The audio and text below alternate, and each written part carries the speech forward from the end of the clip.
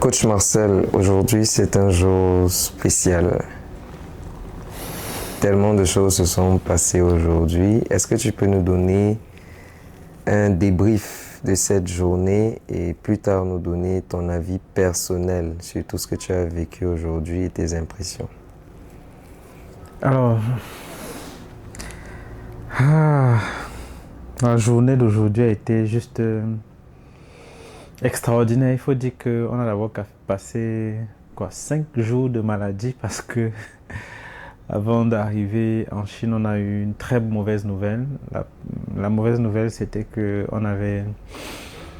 on était à la charge d'une valise qui contenait beaucoup de choses, qui avaient beaucoup de valeurs.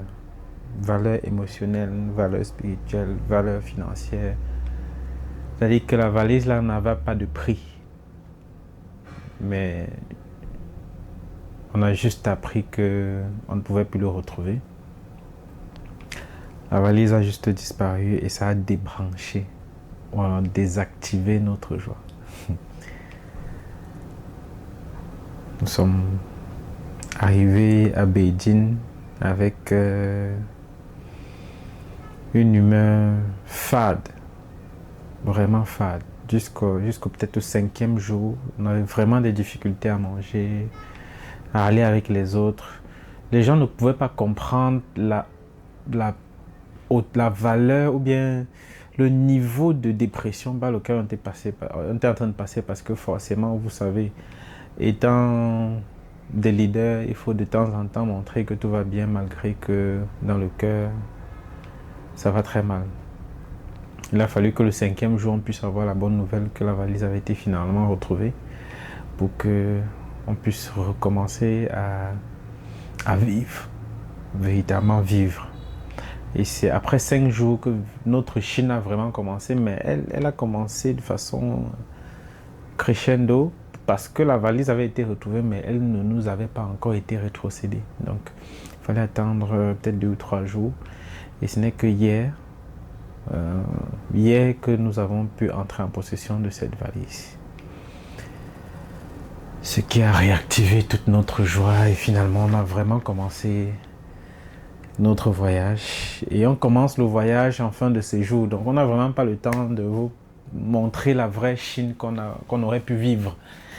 Et ce n'est pas grave parce que il y a beaucoup d'émotions qui ont été transférées durant ce voyage. J'ai rencontré des personnes qui c'était pour eux la première fois de voyager. J'ai rencontré des personnes qui voyageaient tout le temps. J'ai rencontré des hommes d'affaires, j'ai rencontré des administrateurs de services publics, de hauts gradés de l'armée. Nous avons sympathisé ensemble et on a échangé d'expériences. Je ressors de là nourri d'expériences, pétri de compétences, avec juste pour ambition de venir très bientôt vous transmettre tout ce que j'ai reçu ici comme enseignement. Et j'espère que vous serez à la hauteur de recevoir ce que j'aurai à vous transmettre, parce que ça va vous demander de travailler beaucoup. Ça va vous demander d'être très exigeant envers vous-même. Ça va vous demander de faire beaucoup de sacrifices, pas des sacrifices humains, bien évidemment. Nous sommes dans un business et donc il y a plusieurs dimensions. Lorsque vous voulez atteindre la prospérité financière. Et donc, moi, tout ce que je retiens de cette journée particulièrement, si on revient finalement à la journée, c'est Dr Patrick et moi, depuis qu'on est arrivé, depuis avant l'arrivée de la Chine, on était en train de calculer. Bon, toi finalement, c'est mieux que toi tu achètes le téléphone et moi je n'achète pas le téléphone. C'est mieux que tu achètes les appareils pour la vidéo, pour que si nous deux on n'a pas le téléphone, qu'on ait quand même des belles vidéos. C'est mieux qu'on mette la priorité sur nos conférences pour que si on a un bon matériel, qu'on réussisse à capitaliser sur nos conférences, parce que c'est ce qui nous manquait. C'est même mieux que finalement on n'achète même rien. Comme on a perdu la valise là, ça ne sert à rien. Que l'argent qu'on peut avoir, qu'on puisse donner un peu à la légende, qu'elle puisse alléger ses peines, ses souffrances avec. Aujourd'hui, on se retrouve chacun avec le téléphone qu'on arrivait à voir et dont on n'avait pas les moyens de nous l'offrir. Comment ça s'est passé? Quelque chose qu'on ne pouvait pas s'offrir d'abord à une seule personne. Explique-nous comment ça s'est passé. Est-ce que c'est même tout? Nous sommes en train de faire la vidéo avec la caméra que j'ai souhaité avoir. Raison, comment est-ce que c'est arrivé? Non, je ne peux pas expliquer. Personne ne peut expliquer. Pourquoi on ne peut pas expliquer? Parce qu'au départ, c'était prévu qu'on achète un téléphone. Qu'on sacrifie une personne et qu'on achète un téléphone parce que les moyens, même si on empruntait 8 dizaines, rien ne pouvait être possible. Bon, on arrive au marché. On s'était arrangé que c'est d'abord mon téléphone qui sera prioritaire. Avant de quitter. Oui, c'est avant de quitter, on s'est dit que bon, finalement, moi je vais rien acheter. J'ai quand même 2 téléphones. Je vais me battre avec. Comme toi, tu n'as même rien. Tous mes téléphones sont gâtés avant que je n'arrive. Comme toi, tu n'as même rien. La priorité, c'est toi. Achète un téléphone avec tout ce que nous avons.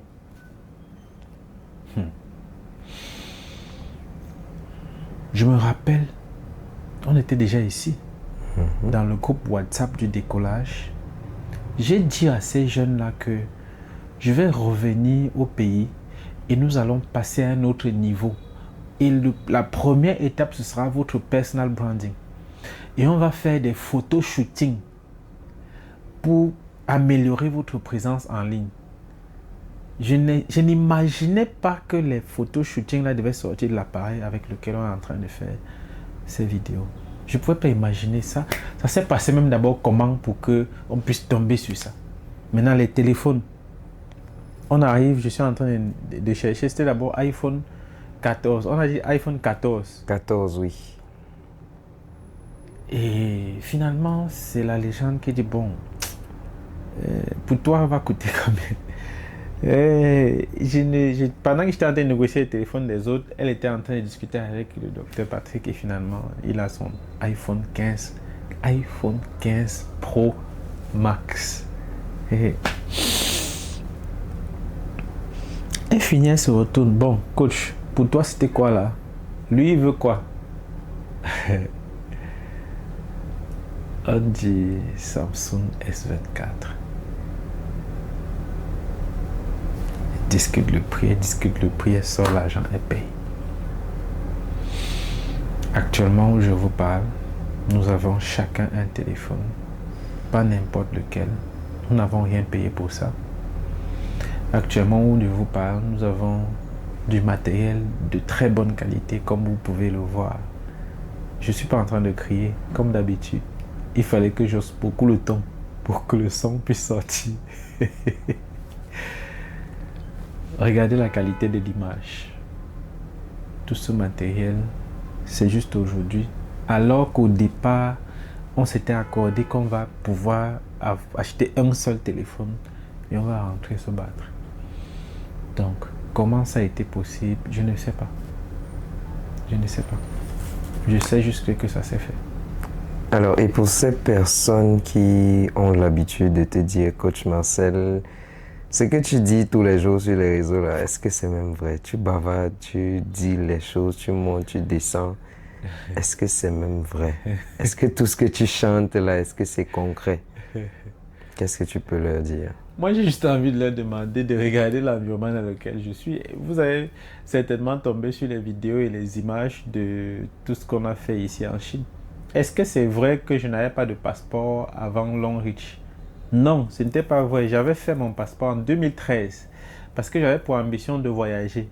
Et la personne qui devait me faire voyager m'a pris de l'argent et je n'ai pas voyagé.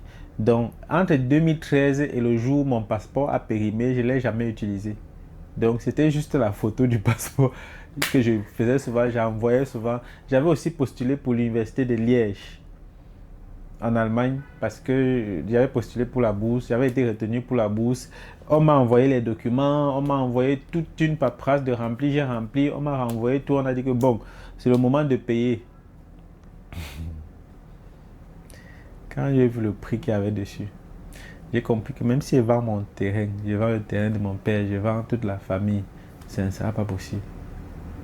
Donc, le passeport était juste pour...